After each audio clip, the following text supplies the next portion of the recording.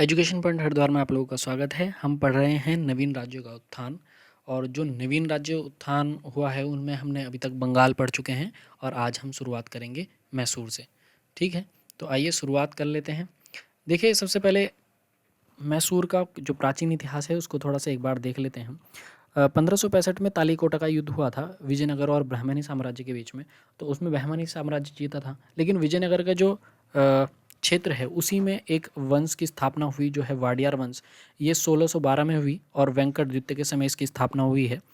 तो वहाँ कुछ समय बाद क्योंकि ये 1612 की बात है तो कुछ समय पश्चात जो है वहाँ के शासक रहे और ये स्वतंत्र हो गया था। ठीक है, वाडियार जो वंश है वो स्वतंत्र घोषित हो गया था मैसूर के रूप में। तो 1707 में वहाँ के जो शासक थे उनका नाम था चिक्का देवराज, और चिक्का देवराज ने अंग्रेजों के जो वो थे औरंगजेब, अंग्रेज नहीं आए अभी यहाँ। तो अभी देखेंगे कि औरंगजेब ने जो है वो आधीनता स्वीकार कर ली थी। ठीक है, 1707 में।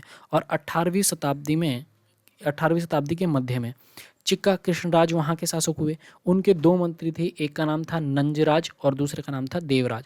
तो ये दोनों, इन्हीं के हाथ में प्रमुख सत्ता थी। प्रमुख शक्ति किसके हाथ में थी? इन्हीं के हाथ में। और ये कौन थे? ये कृष्णराज के मंत्री थे। कौन थे? कृष्णराज के मंत्री। इतना क्लियर हो गया? चलिए फिर आगे चलते हैं। देखिए, अब क्या हुआ कि नंजराज के यहाँ एक सैनिक के रूप में हैदर अली की नियुक्ति होती है। किसकी? सैनिक के रूप में हैदर अली की नियुक्ति हुई, और क्योंकि इसके पिता भी सैनिक थे। और देखिए, इसने इसको 1755 में डिंडीगुल क्षेत्र है वहाँ का किलेदार नियुक्त किया। तो इसने वहाँ, हैदर अली ने वहाँ क्या किया कि खंडेराव की नियुक्ति की। ये एक ब्राह्मण था, और क्योंकि हैदर अली जो है वो निरक्षर था, तो उसे लगा कि यार मतलब मैं किस तरीके से देख पाऊंगा, पढ़ने लिखने वाली जो चीज़ें हैं वो नहीं समझ पाऊंगा। तो इसलिए एक व्यक्ति को नियुक्त करता है, उसका नाम है खंडेराव। ठीक है, फिर ये क्या करता है कि आधुनिक शस्त्रागार की स्थापना करता है वहाँ हैदर अली। और उसी समय 1755 में ही जो मैसूर से श्रीरंगपट्टनम की राजधानी जो है वो चेंज हो जाती है। पहले मैसूर थी और फिर क्या हो गई? श्रीरंगपट्टनम। किस वंश की राजधानी? वाडियार वंश की राजधानी। ठीक है, जिसके शासक कौन है? अभी कौन थे? मंत्री थे। ठीक है, क्लियर। अब क्या हुआ कि हैदर अली ने नंजराज, ठीक है, नंजराज की हत्या कर दी। कब? 1760 में। और अपने आप को शासक घोषित कर लिया। ठीक है, अपने आप को शासक घोषित कर लिया कि मैं कौन हूँ? मैं अब मैसूर का शासक हूँ। ठीक है, इतना क्लियर हो गया। अब आगे देखते हैं। तो क्या हुआ कि भाई यहाँ अंग्रेज भी आ गए। अब अंग्रेजों की नज़र पड़ी इस क्षेत्र पर, तो अंग्रेज युद्ध करेंगे। तो पहला आंग्ल मैसूर युद्ध होता है 1767 से 69 में, यानी कि 2 साल तक चला ये। अलग अलग स्टेप्स हैं इसके, तो देखेंगे इस युद्ध के बारे में कि क्या क्या रहा। अक्सर अगर आप देखेंगे मैसूर से तो युद्धों से पूछा जाता है। तो लॉर्ड वेरेलस थे उस समय, आप देखेंगे बंगाल के गवर्नर। ठीक है, कौन थे? लॉर्ड वेरेलस्ट। अब इनके नेतृत्व में जो है जोसेफ स्मिथ और कर्नल वुड, ये दो प्रमुख अंग्रेज व्यक्ति हैं। ये अलग अलग क्षेत्र से लड़ाई करेंगे, हैदर अली पर अटैक करते हैं।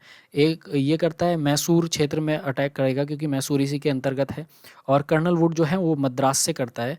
तो क्या होता है कि इस युद्ध में आपको ये बात जरूर याद रखनी है कि मराठा और निजाम ये आंग्ल मैसूर जो प्रथम युद्ध हो रहा है उसमें हैदर अली का साथ ना देकर किसका साथ देंगे? अंग्रेजों का साथ देंगे। इसलिए मैंने ये वाली जो है इसमें बनाया है कि भाई कौन सी पार्टी में कौन लोग थे। ठीक है, तो ये आप याद रखिए। लेकिन इसमें क्या हुआ कि हैदर अली जो है वो विजयी हो जाता है इस युद्ध में, और ऐसा कहा जाता है कि भाई दक्षिण भारत का ये पहला शासक था जिसने अंग्रेजों को पराजित किया। अंग्रेज बहुत ज़्यादा इस युद्ध को सीरियस ले लिया था उन्होंने, क्योंकि उनकी पराजय हुई थी इस युद्ध में। अब जैसे ही पराजय हुई तो फिर उन्होंने क्या किया? अंत में आके एक संधि करनी पड़ी उनको, उसका नाम है मद्रास की संधि। तो ये कई बार पेपरों में पूछी जाती है, तो याद रखिएगा कि मद्रास की संधि 1769 में हुई थी। अच्छा, द्वितीय आंग्ल मैसूर युद्ध पढ़ेंगे हम। अगला जो युद्ध हुआ वो 1780 से 84 के बीच चला। उसमें कौन कौन थे? तो हैदर अली था, और हैदर अली के सामने थे वॉरेन हेस्टिंग। अगर आप देखेंगे वॉरेन हेस्टिंग इस समय बंगाल के गवर्नर जनरल हैं, ठीक है। 1772-73 जो रेगुलेटिंग आया था, 73 का रेगुलेटिंग, उसी में गवर्नर जनरल को जो गवर्नर थे उनको, बंगाल के गवर्नर को गवर्नर जनरल बना दिया गया था। ये आपने पढ़ लिया था। अच्छा, इसमें जो है मराठाओं ने साथ दिया, निजाम ने साथ दिया, टीपू जो उसका हैदर अली का लड़का है उसने साथ दिया, और साथ साथ फ्रांसीसी भी इसमें किसके साथ थे, हैदर अली के साथ थे। और इधर कौन था देखिए, वॉरेन हेस्टिंग है, उसके साथ में कर्नल वैली हैं, हेक्टर मुनरो है, ये लोग थे। तो अब क्या हुआ कि आपको पता चल ही गया है 1780 से 84 के बीच में ये युद्ध हो रहा है। तो क्या हुआ कि वॉरेन हेस्टिंग जो है उन्होंने सेना गठित की और कर्नल वैली को भेजा, और जिसमें क्या हुआ कि कर्नल वैली को आरंदी का एक युद्ध हुआ, उसमें पराजित कर दिया। और ये बात जब पता चली हेक्टर मुंडो को, तो जो एक और सेना के साथ में किस पर आक्रमण करने वाला था, हैदर अली पर आक्रमण करने वाला था, क्योंकि स्टेप में हो रहे हैं, एक दिन में युद्ध नहीं लड़े गए, देखे आपने 4 साल लग रहे हैं। तो हेक्टर मुनरो वो सेना लेकर जा रहा था, जैसे ही उसको पता चला कि भाई आरंदी के युद्ध में जो है कर्नल वैली पराजित हो गया और ये सब बातें हैं, तो मुनरो भी वहाँ से भाग गया, ठीक है। और उसने नदी में ही अपना जो है जितना भी युद्ध की सामग्री थी वो सब फेंक दी। अब इसमें क्या हुआ कि मराठा निजाम और टीपू, ये क्योंकि संगठन था पूरा, तो पूरी पावर थी मराठा हैदर अली के हाथ में। तो अंग्रेज़ों को लगा कि यार कुछ तो कंट्रोल करना पड़ेगा, मतलब इनको अलग करना पड़ेगा। तो उसने क्या काम किया अंग्रेज़ों ने कि मराठाओं को अलग कर दिया। कब, 1782 में। और कैसे, साल बाई की संधि कर ली उन्होंने मराठाओं के साथ, और निजाम को भी अलग कर दिया। निजाम को गुंटूर का क्षेत्र दे दिया कि ले भाई निजाम तू खुश हो जा। तो अब निजाम भी हट गया और मराठा भी हट गए, ठीक है। फिर अब बात रही फ्रांसीसियों की। तो फ्रांसीसी जो हैं, अब यहाँ देखेंगे आप कि क्योंकि 1782 में ये हो रहा है और 1780 में ये गुंटूर क्षेत्र मिल गया उसको, तो अलग हो गए पूरा। 1782 में अब कौन है, या तो फ्रांसीसी लड़ रहे हैं, और कौन लड़ रहा है इनके साथ, फ्रांसीसी लड़ रहे हैं और कौन लड़ रहा है, हैदर अली लड़ रहा है, और उधर कौन है, अंग्रेजी सेना है। तो अब हुआ क्या, ऐसे में जो पोर्टो नोवा का युद्ध है उसमें हैदर अली की मृत्यु हो जाती है। 1782 में इसकी मृत्यु हो गई, घायल हो गया था और फिर उसके बाद में मृत्यु हो जाती है, ठीक है। तो आप याद रखिएगा कि हैदर अली की मृत्यु कौन से युद्ध में, अगर पूरा आएगा पोर्टो नोवा, नहीं तो अगर इस तरह का क्वेश्चन आया कि कौन सा आंग्ल मैसूर युद्ध था, तो दूसरा आंग्ल मैसूर युद्ध के निर्णायक, ऐसे करके आएगा स्टेटमेंट। जो भी आएगा आप थोड़ा समझ जाइए, ठीक है।